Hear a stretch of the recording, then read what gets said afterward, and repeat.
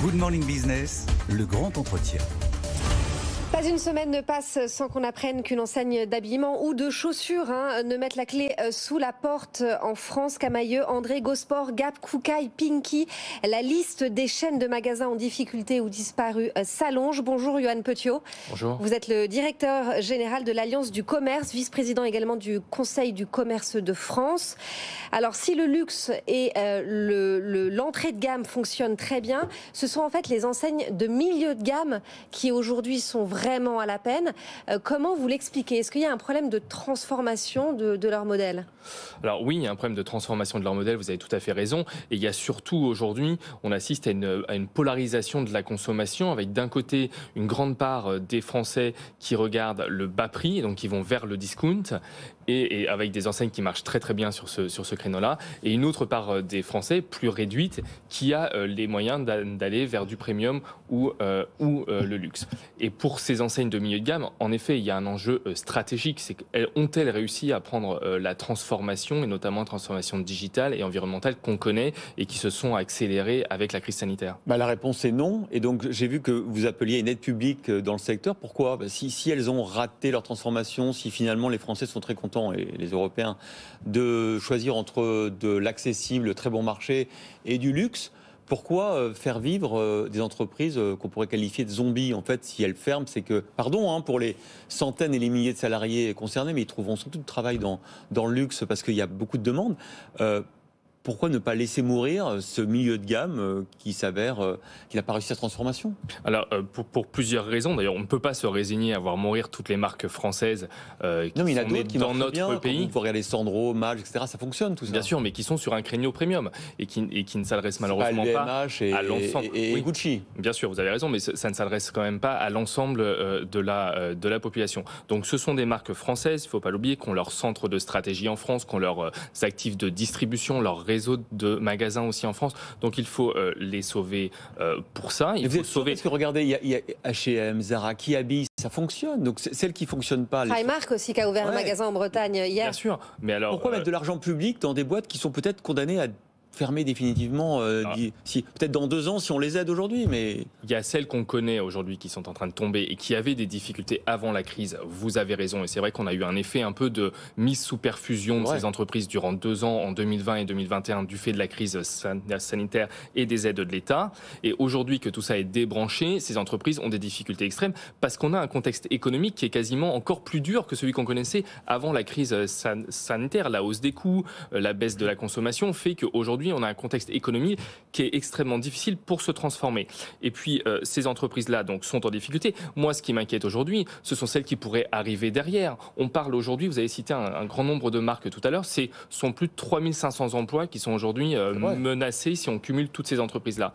Mais derrière elles, ce sont demain d'autres entreprises de taille intermédiaire, des marques françaises qui pourront être en difficulté si rien n'est fait, à la fois pour aider à leur transformation et aider aussi ces entreprises à maîtriser leurs charges et notamment les charges qui pèsent sur le magasin. Alors, qu'est-ce que vous demandez concrètement dans ce plan de transformation digitale et environnementale? Alors, d'abord, qu'est-ce que c'est la transformation digitale pour une enseigne? C'est avoir une plateforme Internet performante, c'est avoir un outil de logistique aussi opérationnel pour livrer le bon produit au bon endroit, au bon client, au bon moment. C'est être présent sur les réseaux sociaux pour des communautés. Donc, tout cela sont des investissements qui sont massifs et donc nous disons au gouvernement, il ne faut pas tout faire, mais il faut accompagner ces entreprises dans ces investissements comme l'État le fait aujourd'hui pour le secteur industriel. Donc, avec un plan à 54 milliards d'euros. Transformation, c'est ça? Ça peut Combien être. Vous dites? Pour le secteur industriel, c'est 54 milliards d'euros. Pour le secteur du commerce, dans les assises du commerce, il y a 1 an, on avait dit qu'il faut aider le commerce à doubler ses investissements en passant de 11 milliards à 22 milliards d'euros. Ça vous donne un peu un ordre d'idée. On ne demande pas forcément tout à l'État, mais il peut être mis en place des outils de financement, de subvention, de garantie bancaire. Il faut peut-être mettre BPI aussi au cœur du dispositif pour aider au financement de ces investissements. Je ne vais pas vous décevoir, Yoann Petiot, mais vous n'allez pas être entendu parce que vous parlez de l'industrie, le gouvernement considère que c'est stratégique, la réindustrialisation, la souveraineté. Ça va être compliqué de convaincre le gouvernement de dépenser des milliards. Il y en a plus. et surtout de les convaincre que vous êtes une industrie stratégique. Parce regardez, on va prendre un exemple très concret aujourd'hui. Est-ce qu'il y a un problème? Est-ce qu'il y a un mouton noir? Est-ce que le groupe de Michel Ohaillon, qui du coup a entraîné la fermeture de Camaïeu, de Gap, il y a un problème Go-Sport, il y a les Galeries Lafayette, certaines Galeries Lafayette de province, on va pas l'aider. Est-ce qu'il y a un problème, Michel Ohaillon? Alors, il y a en effet deux groupes aujourd'hui qui sont en difficulté et il y a beaucoup de marques que vous avez citées qui font partie de ces deux groupes, sont des marques qui étaient déjà en difficulté avant la crise, qui ont été repris avant la crise et qui se retrouvent aujourd'hui dans la situation que l'on connaît. Mais je pense qu'il faut regarder au-delà. Attention, les marques françaises ne sont pas pérennes. On voit qu'elles peuvent mourir. On l'a vu avec Camaïeu, on l'a vu avec les autres marques qui sont en train de tomber. Attention à celles qui pourraient suivre et qui ne font pas partie des groupes que vous citez ce matin, mais qui connaissent un contexte économique qui est difficile. On a la hausse des coûts de production, la matière, le transport maritime, même s'il a diminué, il reste encore à un niveau élevé, les coûts des loyers. En 3 ans, les loyers ont augmenté automatiquement de plus de 9%, alors que l'activité en magasin a baissé de 4%. Parce que c'était indexé, effectivement, c'est un problème. Ouais. Oui. Et donc, vous demandez une aide sur les loyers, justement, pour on demande, ces enseignes ? en tout cas, il faut poser le problème pour aider. Si on veut des magasins partout en France, et notamment dans les villes moyennes, il faut qu'on aide les commerces à maîtriser leurs coûts immobiliers, et notamment leur loyer. On ne peut pas avoir une augmentation de 9% quand votre activité en magasin fait moins 4%. Il y a un effet de ciseau sur lequel on ne peut pas faire face. On a eu l'annonce de Gap qui arrête les ventes dans son magasin, dans l'un de ses magasins parisiens situé avenue des Ternes dans le 17e arrondissement. Le loyer est trop cher. Vous dites le plan de transformation digitale de ces enseignes milieu de gamme. Pour autant, on voit le digital est touché aussi. Il y a la plateforme allemande Zalando qui a annoncé hier des licenciements d'une centaine de personnes en raison des perspectives économiques. Il y a Vide-Dressing également qui va fermer. La transformation digitale, ça fait pas tout quand même pour ces marques. C'est une autre crise pour les acteurs du géant de l'Internet, même si c'est vrai que pour Zalando, elle est un peu au carrefour de ces deux crises, la crise du marché de l'habillement et la crise de l'Internet. On a vu qu'on a eu un boom des ventes sur Internet durant la crise sanitaire et on a vu qu'en 2022, on a été en recul, on a fait moins 7% de ventes de produits sur Internet en 2022 par rapport à 2021.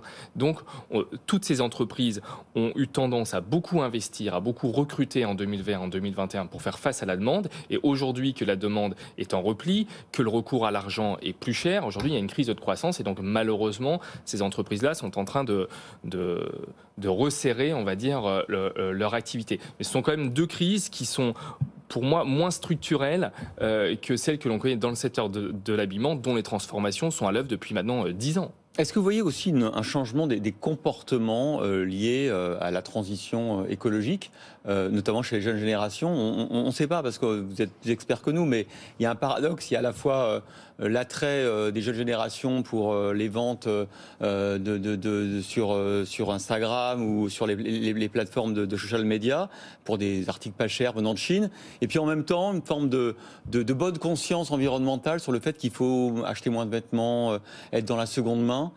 Où va le marché au fond ? Le marché, il va vers ce qu'on a dit tout à l'heure, hein, c'est-à-dire une majorité des clients vont vers du discount et ceux qui en ont les moyens vont vers des produits à plus forte valeur ajoutée. Mais je pense qu'on ne peut pas culpabiliser les clients qui ont des contraintes de pouvoir d'achat d'aller vers du discount. Donc il faut aussi aider à ce que la mode... On peut les culpabiliser d'avoir une frénésie d'achat parfois sur des articles très peu chers, mais qui viennent de Chine. Qui viennent de Chine, mais très peu vertueux en matière d'environnement. Oui, enfin, je acheter un peu plus cher. Je ne culpabiliserai pas un client. Si vous avez de l'argent, vous avez le droit de consommer. Et si vous en avez moins, vous ne consommez pas. Je pense qu'il faut aider les marques, y compris celles accessibles, à faire leur transformation. Une marque comme Kiabi innove énormément dans les modèles économiques, dans le produit. Et ça marche. Et dans la seconde main. Mais c'est aussi une entreprise qui a une emprise mondiale. Ouais. Donc toutes les marques dont on parlait aussi, les marques françaises, sont des marques pour lesquelles la France est leur marché en réalité essentiel et donc qui n'ont pas de synergie ou d'effet volume avec une présence à l'international. Bon, en tout cas, c'est sûr que votre secteur traverse sans doute une crise sans précédent de transformation écologique, transformation sur le positionnement des différentes enseignes. Merci en tout cas beaucoup, Yoann Pétiot, directeur général de l'Alliance du commerce, d'avoir décrypté tout ça avec nous.